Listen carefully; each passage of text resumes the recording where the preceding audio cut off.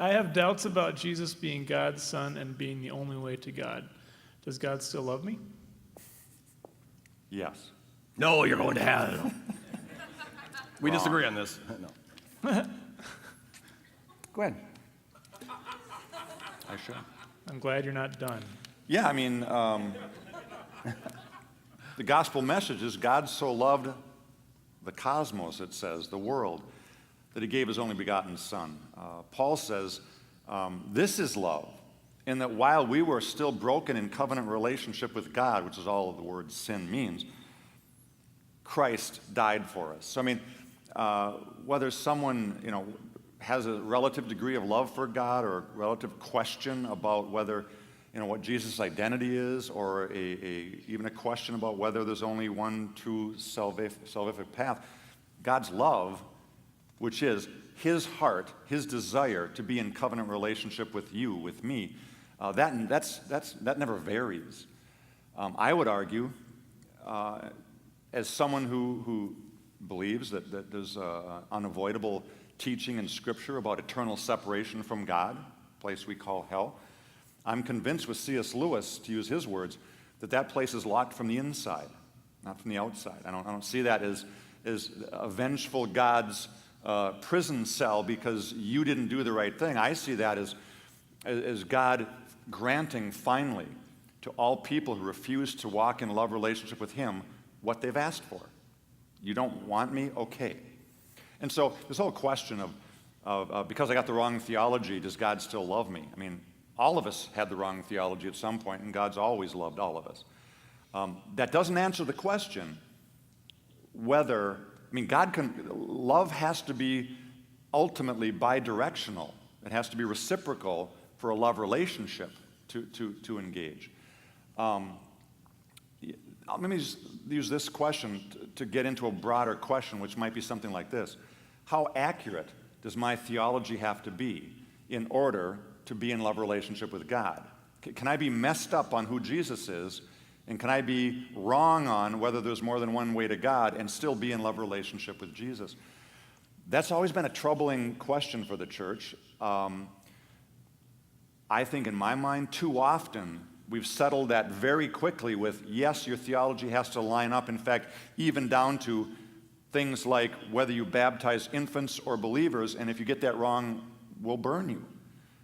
That's the Reformation debate right there, and a lot of Anabaptists lost their lives because they got the wrong answer on that one. I think we have to be very hesitant to decide for God when someone's theological beliefs are so far gone that God's going to say to them on Judgment Day, sorry, you're not in love relationship. In fact, I don't see anywhere that we're ever called to make that judgment. Amen. I think as God's people, we are called to speak the truth about Jesus. I think personally, and actually this is my dissertation topic, so I've spent 10 years on this question of whether Jesus is the only way to salvation. I think biblically it's impossible to avoid that conclusion if we're going to take the Bible seriously. My dissertation actually focused on the question of philosophically, can other positions actually work out? Particularly this one of a guy named John Hick, who I think offers the best possible way to do it. If you're going to do it, I don't think it worked well. So I think there's a lot of problems with the claim that many paths lead to salvation. One of them being, the chief one being, that when you look at the various paths, i.e. the world religions, there's no uniform picture of what it is that salvation is being for and how it's happening. We sometimes like to throw the world religions together and go, oh, these are all just different paths to what? Salvation. Then you ask the question, what do you mean salvation to a Buddhist, to a Hindu, to a Jew, to a Muslim, to a Christian? And you end up with 5 very different conceptions of what we're even talking about. So we throw this word salvation around as though we're all talking about the same thing. We're not. So I think it's a much more complex question, and we need to deal with the fact that Jesus himself made the claim, I am the way, the truth, and the life. No one comes to the Father but through me. I think why we're nervous of that question, that response as Christians, is it sounds so arrogant. It can sound so arrogant and so bigoted and so narrow-minded to say, we've got the lock on truth. What if, here's the way I've talked with my classes about it. What if the question was this? A plague hits bird flu, imagine, whatever, some plague. That starts sweeping across the globe, taking 90% of the lives with it. And all of a sudden, a scientist comes up and says, hey, I've got the one antidote, the only antidote that we know of that can stop this thing.